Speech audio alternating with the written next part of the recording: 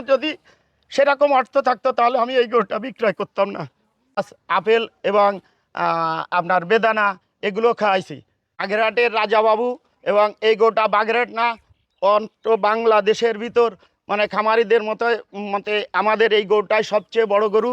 আমার জানা মতে এই গরুটার ওজন আছে 1400 কেজি। এই গরুটার খাওয়ার সম্পর্কে আমি বলবো, আমি প্রাকৃতিক খাবার খাওয়াইছি, দানাদার খাবার খাওয়াইছি, প্লাস আপেল এবং আপনার বেদানা এগুলো খাওয়াইছি।